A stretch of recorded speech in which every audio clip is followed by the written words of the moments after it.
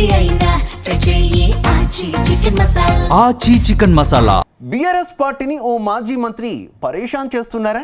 రోజుకో స్టేట్మెంట్తో గులాబీ నేతలను కన్ఫ్యూజ్ చేస్తున్నారా? ఇటీవల సీఎం రేవంత్ రెడ్డితో ఏకాంతంగా ఆయన చర్చలు జరిపారా? ఆ భేటీ సమాచారాన్ని పార్టీ హైకమాండ్కు చెప్పకపోవడంతో పార్టీ పెద్దలు క్లాస్ తీసుకున్నారా? అటు మాజీ మంత్రి కోడలు బీజేపీని ఆకాశానికి ఎత్తడం వెనుక ఉన్న ఆంతర్యం ఏంటి? ఇంతకీ ఆ ఫ్యామిలీ కన్ఫ్యూజన్ పాలిటిక్స్కు కేర్ఎఫ్గా మారిందా?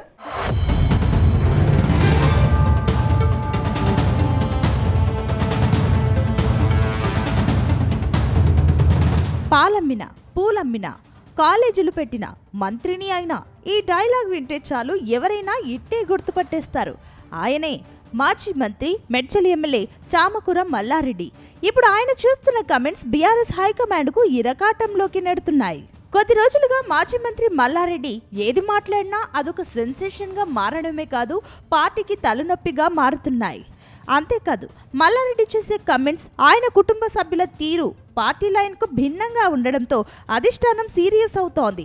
ముఖ్యంగా ఇటీవల తన 50వ వివాహ వార్షికోత్సవం సందర్భంగా ఆయన చేసిన హడావిడి గులాబీ పార్టీలో పెద్ద చర్చకే దారితీసింది. దాంతో మల్లారెడ్డి అడుగులు ఎటువైపు అని పార్టీ పెద్దలు సైతం ఆరా తీస్తున్నట్టు తెలుస్తోంది.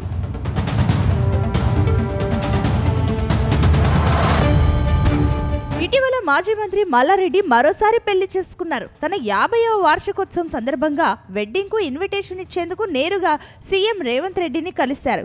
ఈ సందర్భంగా సీఎం రేవంత్ రెడ్డితో గంటకు పైగా మంతనాలు జరిపారు. ఈ భేటీకి సంబంధించి పార్టీ అధిష్టానానికి సమాచారం ఇవ్వకుండా బద్ధ శత్రువుగా భావించే రేవంత్ రెడ్డితో అంతసేపు ఏం మాట్లాడారన్నది ఇప్పుడు $1 మిలియన్ ప్రశ్న. దీనిపై కేటీఆర్ స్వయంగా మల్లారెడ్డిని పిలిచి క్లాస్ తీసుకున్నట్టు సమాచారం.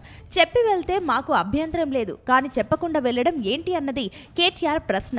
అయితే కేవలం ఇన్విటేషన్ ఇచ్చేందుకు సీఎంను కలిశానంటూ మల్లారెడ్డి వివరణ ఇచ్చుకున్న బీఆర్ఎస్ హైకమాండ్ మాత్రం మల్లారెడ్డిని నమ్మడం లేదని పార్టీ వర్గాల్లో జరుగుతున్న చర్చ.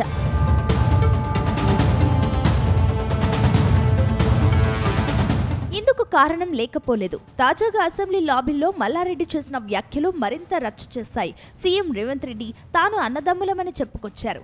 ఆయన్ను సీఎంని చేసింది నేనే. రెడ్డి సంఘం మీటింగ్లో రేవంత్ లాంటి నాయకుడు కావాలని నేనే చెప్పా అంటూ ఆయన చేసిన కమెంట్స్ వైరల్ అయ్యాయి. అటు చూస్తే కోడలు ప్రీతిరెడ్డి బీజేపీకి మద్దతుగా సోషల్ మీడియాలో పోస్టులు పెడుతున్నారు. దాంతో మల్లారెడ్డి కోడలు చూపు బీజేపీ వైపు మళ్లిందన్న చర్చ సైతం జరుగుతోంది.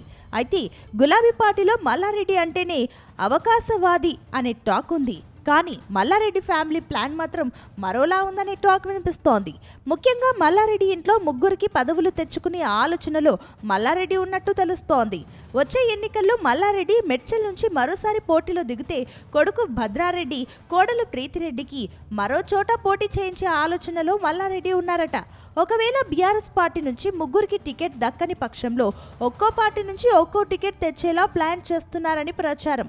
అందుకే మల్లారెడ్డి కోడలు బీజేపీ వైపు మల్లారని టాక్. ఇదే విషయాన్ని మల్లారెడ్డిని ప్రశ్నిస్తే అలాంటిదేమీ లేదు, అంతా మామూలే అంటూ ఆయన దాటవేస్తున్నారని టాక్.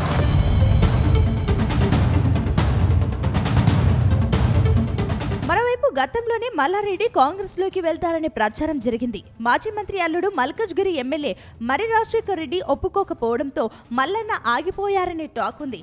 కానీ ఇప్పుడు కోడలు ఒకవైపు, మల్లన్న వ్యాఖ్యలు మరోవైపు చూస్తుంటే ఆయన కావాలని పార్టీని ఇరకాటంలో పెడుతున్నారా అనే ప్రశ్నలు వస్తున్నాయి. మరోవైపు రాజకీయాల నుంచి తప్పుకోవాలని చూస్తున్నారా అన్న అనుమానాలు వ్యక్తమవుతున్నాయి. మల్లన్న వేస్తున్న ఈ రివర్స్ గేర్ ఎటు తీసుకెళ్తుందో ఎవరికీ అర్థం కావడం లేదు. దాంతో మల్లారెడ్డి వ్యవహారం ఇప్పుడు తెలంగాణ పాలిటిక్స్ లో హాట్ కేక్ లా మారింది. పార్టీ వార్నింగ్లు ఇస్తున్నా ఆయన రూటే సెపరేటు అన్నట్టు వ్యవహరిస్తున్నారు. మరి ఈ మల్లన్న మార్క్ పాలిటిక్స్ బీఆర్ఎస్ కు ఎంత నష్టం చేకూరుస్తాయో చూడాలి.